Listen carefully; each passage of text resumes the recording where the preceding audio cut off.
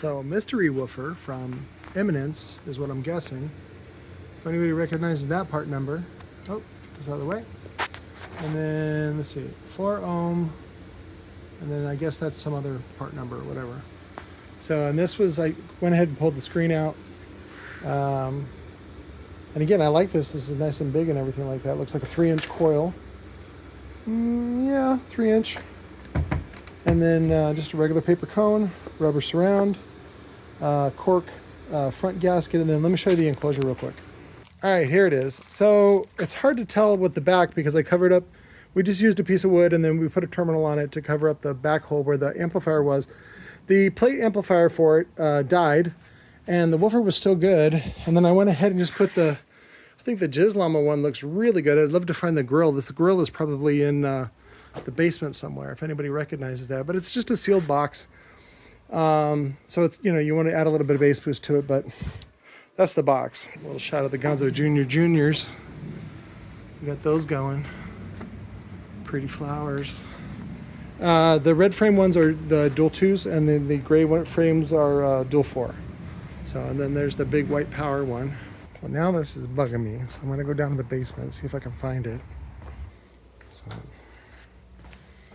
I think I only went down here once. Oh, well, they sent the evidence over yesterday. We had the evidence for they found our plants, our grow. What was hilarious was in the police reports, they called the cannabis, they called it weed. As if that's a technical term for cannabis. Like, you fucking idiots. Fucking clowns. Now I gotta find that fucking plate amp. Let me pause this.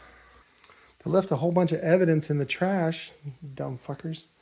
As if I committed a real crime. It's legal. Recreational is legal in Arizona. You fucking dipshits.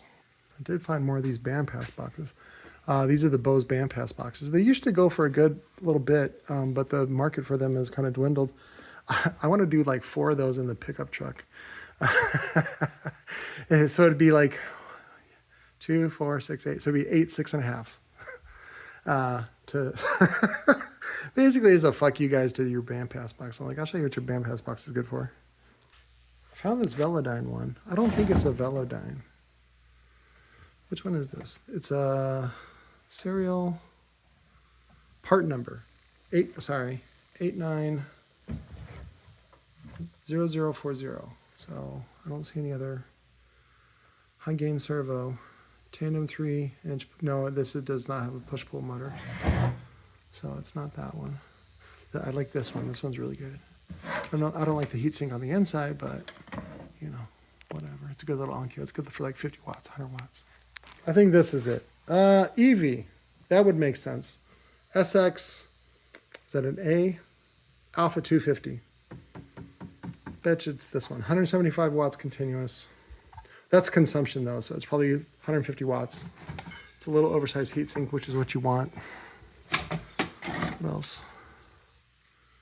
Oh, that's the Yang Jing. This is the kit you get off of eBay. And I had some guy that did my amp repairs. He ended up dying of cancer. He sunk it up with a bunch of things. He built me a power supply. Let me show you that real quick. Shit, I don't know where it's at. It used to be like right here. So these are all tested though. All these receivers.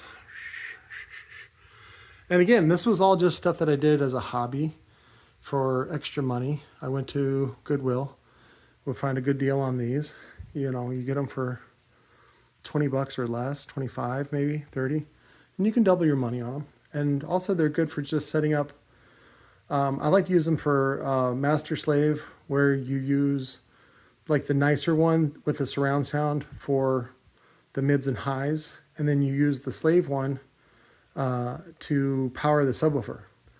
And then a couple times what I did was either use 2 8-ohm subwoofers, because most of these are 8-ohm stable per channel. And then, or sometimes I would make I got it done in, yeah, we got some coils from a dyer for the Coda and the Brahma that were dual 8.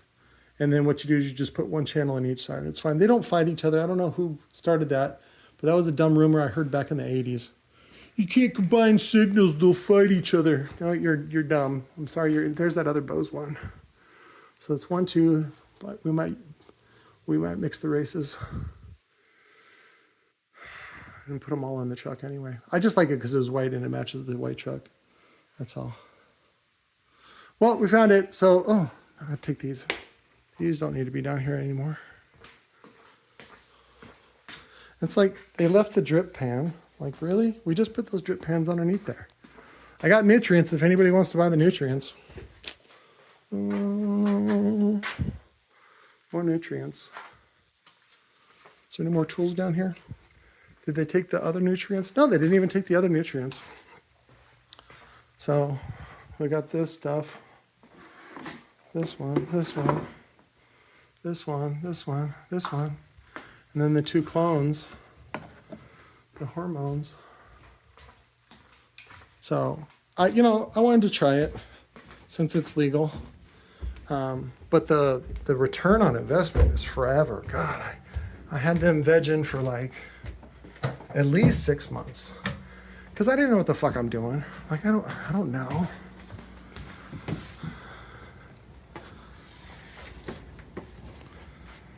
Well, some honky is honking. So let's do the sweep on this one. So we can get this video done. This big adventure that we just had. It feels like a Friday, but it's Thursday. But we're getting close to the holiday, so there we go.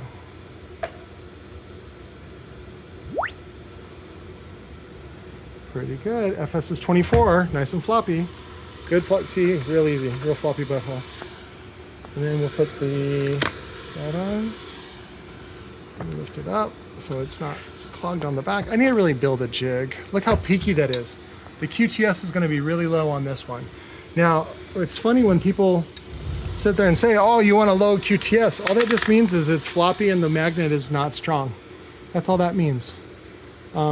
Is it better for sealed? Probably. And that's what's good for having a low QTS.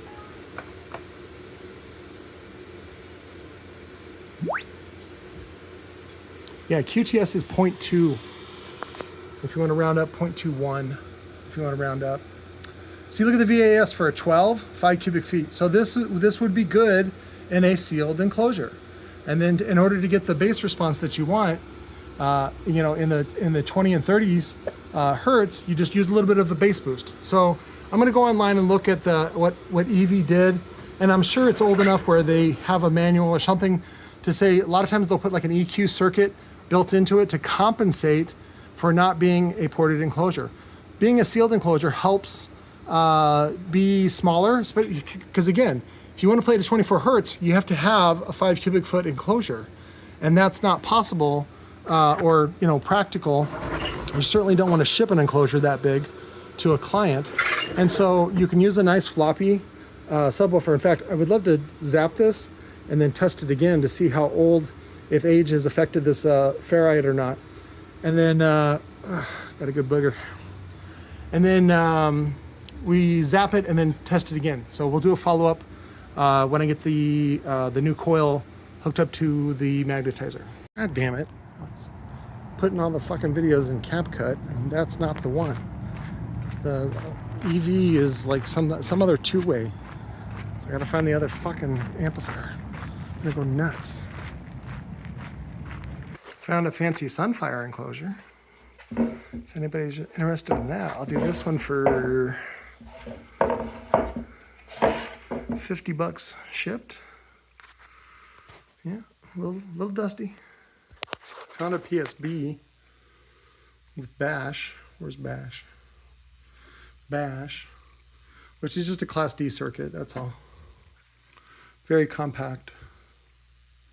ADST used them for a minute.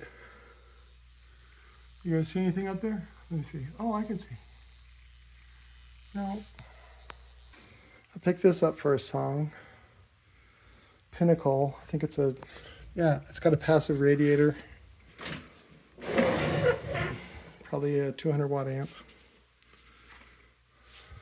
What is it? Subcompact, 8-inch Sonic Baby Boomer, digital sub. I don't know what it is. I got to test it. Yeah, I got this B&K 5 channel. I think it works. It's just that the software or something doesn't work. And so my buddy Art over at MTX was like, oh, there you go, justice for all. I got him to fix it so that just the 5 channels work. But it's only 5x100, so it can't do much. Got these in a trade. I think this is DJ shit for lights and a bunch of other stuff. If anybody's interested in this, let me know. And then I found a pair of Mission home audio speakers that look really, really nice, really heavy. Oh, and I got this EQ. Is it a Crown? What is it? It's EQ 2030. Who is it by? Carvin. Carvin. Maybe I will never know. So people like those, but I'm not shipping that fucker. You're just asking for trouble. Good. Good, good, good. Screen. Ugh. Tell you what, back in the 80s and 90s, monitors were expensive, so I think I'm still compensating for my trauma. Yeah, I think I'm gonna have to come down here and thin the herd. There's fucking baseball cards down here. What the fuck? Baseball cards. What? Shitty investment. See, I should pimp out this as a replacement. I think the woofer's good, but the amplifier is bad. All you gotta do is Google the model number. That's why I'm looking for the amplifier, because I want to know what the fucking model number is. So I can find out how valuable the woofer is, because I think it's the woofer is more valuable than. You don't want to ship the whole, you know, the whole cabinet and everything. It's too expensive, too fragile. So, but if you know the model number, then you can look up the subwoofer and you can say, okay, how much is the plate amp worth as a replacement? How much is the, or sometimes like on that other one I did where some guy repairs them for 150. So I sold the replacement for 125 and it went quick. It only went like a day or two. So that's what you want to do is you buy these subwoofers and then pull them apart in pieces. And in the case of that, I think it was a Klipsch. Yeah. So it was a Klipsch 10. It's ported. One of the feet came off and then the port came loose. I epoxied both of them back on. I'll cover the opening of the amplifier where the plate amp was. I'll replace it with like a little Class D dual amplifier because the woofer is 4 ohm. And then I'll sell the whole thing for under $100. Boom. And that's the way you do it. And so somebody else gets a good deal and I'm able to get rid of it and everybody wins. Fuck, I gotta go through this shit. All right, that's good for now. Love you. Bye.